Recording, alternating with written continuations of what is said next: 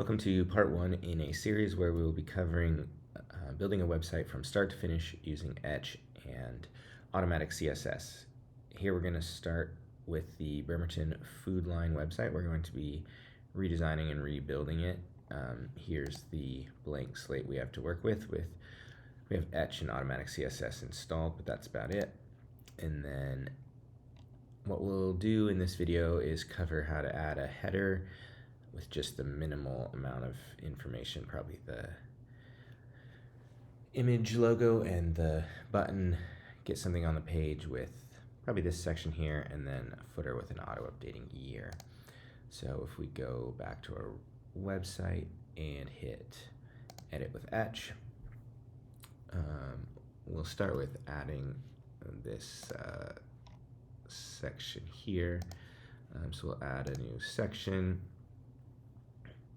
And in the section, we want a heading, text, and button. So we'll have heading, text, and a link. We'll add our text. Wrong field.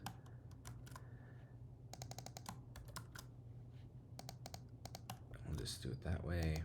Looks like it was getting some extra context and quick start guide.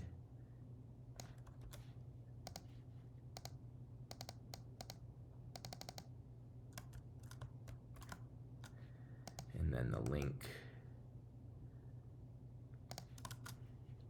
will go here.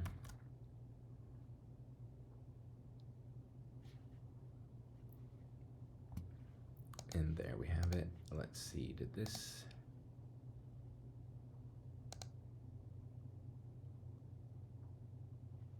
No, clicked on the wrong thing. There we go.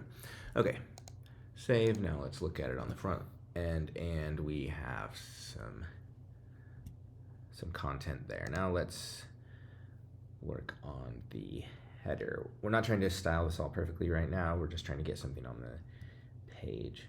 So if we go to templates here and edit, we want to create a new section. This will be the header. So we'll move it to the top, call it header. We'll change the tag to header. And then we'll start adding some content. So we wanted an image and a button. So we'll go with image and link. Looking great so far. We'll edit this and put in our actual image. Looks like it's automatically set to 100%. Which is interesting since we don't have any styles. It must be that Etch reset for now. So we will call this site logo, and we'll give it a max width of,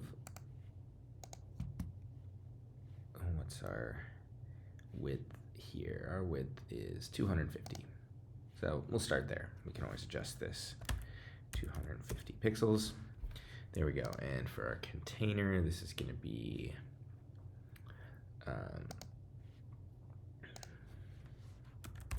site header.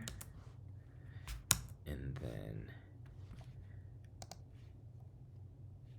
what was this? Our site. Well, this should have actually, using BEM classes, this should be site header _logo. So we'll change that to site header _logo. And we'll move this here.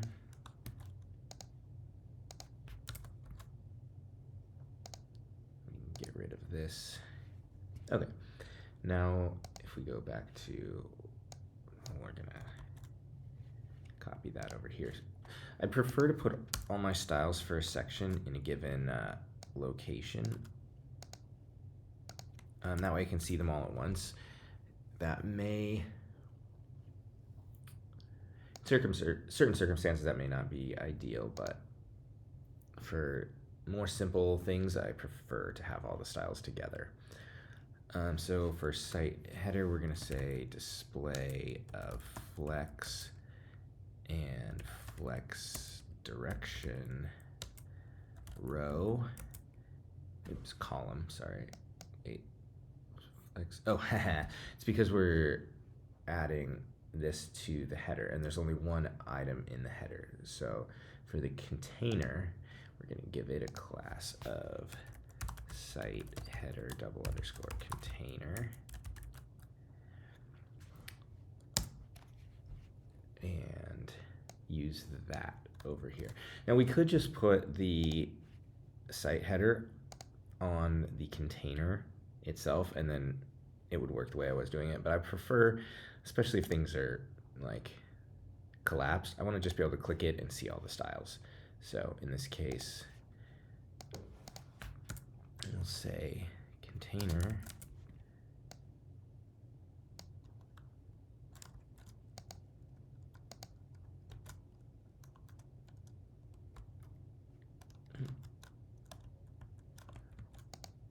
well, I apparently lost it by hitting the wrong keyboard shortcut, so we'll just add it again. Display of flex and flex direction row. There we go. Now you can see they're next to each other. We're gonna go align items center, which brings click me down to the center, and then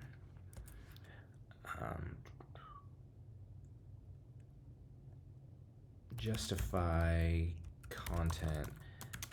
For now, we're gonna use space between to move the button over to the right. And it looks like we didn't. Let's see, donate, and let's get the link, copy link.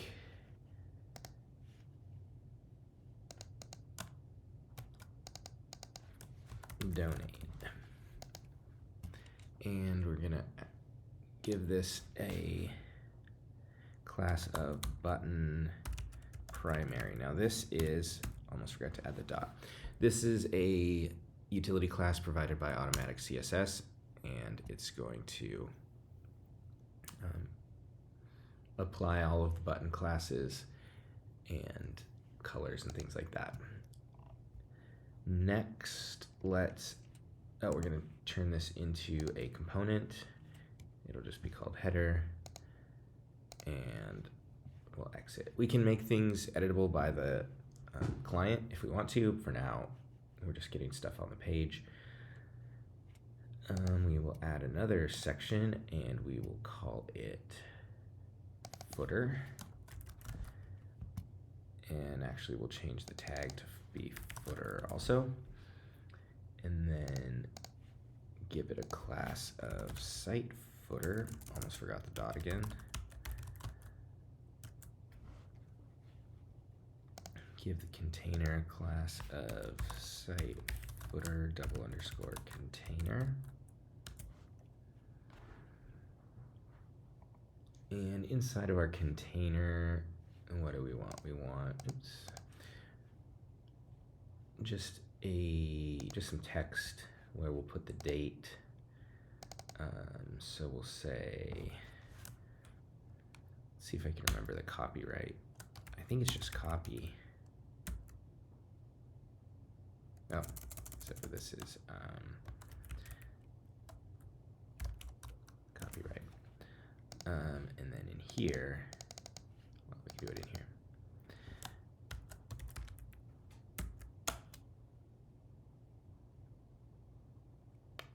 And then we want the year. So here we'll go to the dynamic data keys, and somewhere in here is date. The published date, that's not the one we want. This is the Etch documentation for dynamic data. Site current date. This is what we want, but it's going to give it to us as a Unix timestamp, which is not what we want. Let's see here. Let's do it in HTML editor so we can. Okay, so there's our Unix timestamp. This should be an ampersand. There we go. Copyright Unix timestamp date. So now we need a modifier, and so the modifiers basically are functions that we can add to the end of a dynamic data to do something with it. So in this case, we want date format with the year. So we'll say current date dot date format. Don't forget the question marks. 2025 Bremerton food line. Save. Let's turn this into a component as well. Save. Exit. And now if we go back to our post, let's look at it on the front end. There we go. We've got the header, the content, and the footer. Now let's go into Automatic CSS.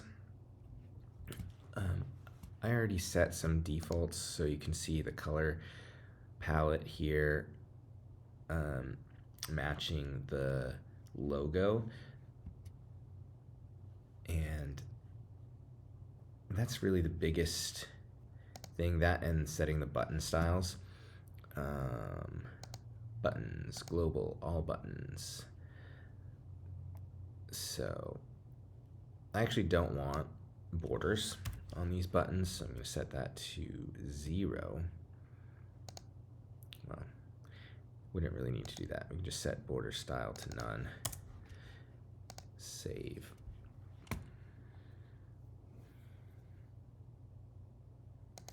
We'll actually leave the border width at 2 pixels just in case we override border style none later, that it will actually have that set. The other things that we may want to set, take a look at spacing, standard spacing, the spacing scale. So how big will each space be compared to the last one? That looks all right. We may change some of this later. We don't need to set it all at the beginning. Border radius. So border radius is 5 pixels, which is what we have on our button here, which looks fine for now. We'll just leave all of this. Let's try something here. Edit with Etch. Here's something you don't want to do with Etch is actually have 2 different editors open, because you can run into conflicts, or at least at one point you could. So we're back in the editor here. Let's give this. So we're gonna throughout the site want things with a background and potentially a border radius. And so we'll probably want one CSS class for adding that. Not necessarily the color. We don't want to tie the color to it because we might want to use different colors.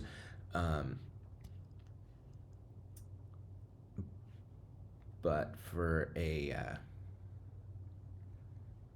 section, we can set that up. Let's see, section. Here's our container, and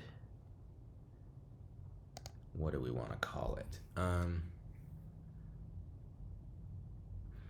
Let's just call it section content.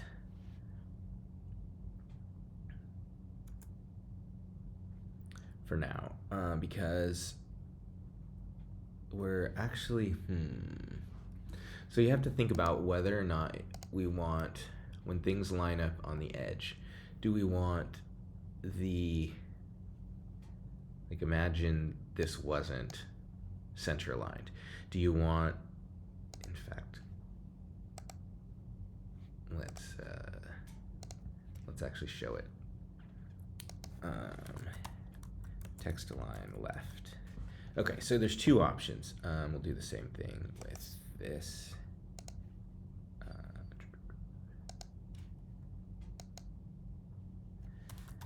Text align left. Okay, so you have to decide, do we want, when one thing has background color and the other doesn't, do we want this lining up so the background color lines up with the text, or do we want the text to line up with the text? I think we probably want the text to line up with the text, in which case we would want this style on all sections.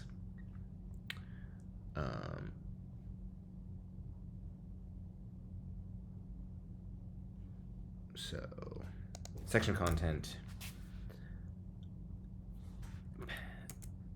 like we could potentially target this data etch element equals container, this data attribute. However, if that data attribute gets used in a way we don't expect by the builder, then our styles would apply. So in this case, we'll just say section content, padding inline, which means padding on the left and the right,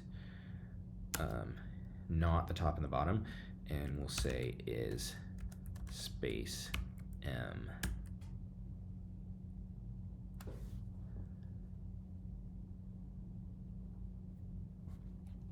And next we'll say this is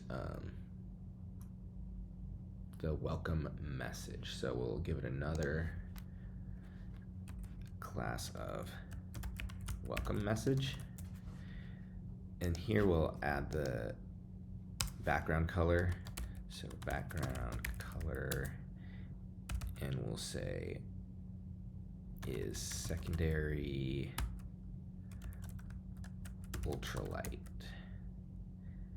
And we need a padding on the top and bottom, so we'll say padding block. This is the top and bottom. And the reason we're doing it here and not in the section is because we don't necessarily want this on every block.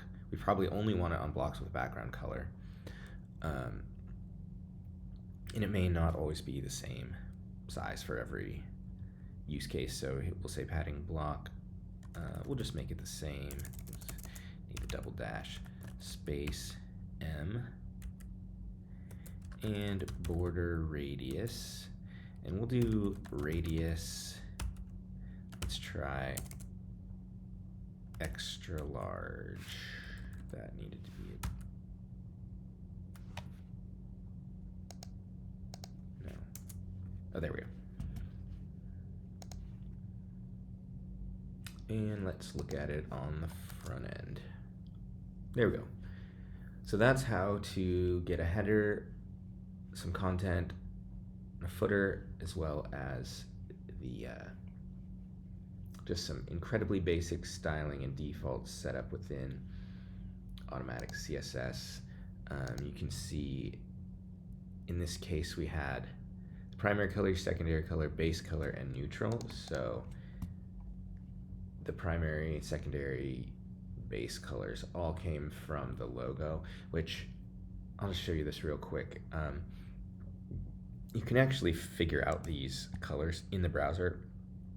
I'm using Firefox. I assume there's a way to do this in Chrome too, but if you inspect and then just find something in here where there's a color listed, so there's a color. If you click on this little guy and then click this, it gives you a color picker and will tell you what color you're hovering over. So, and then if you click it, it will insert it down here. So let's say we're trying to find this secondary color, and we won't. Now we have it here. We can copy, we can paste it into Automatic CSS. So that is all for part 1.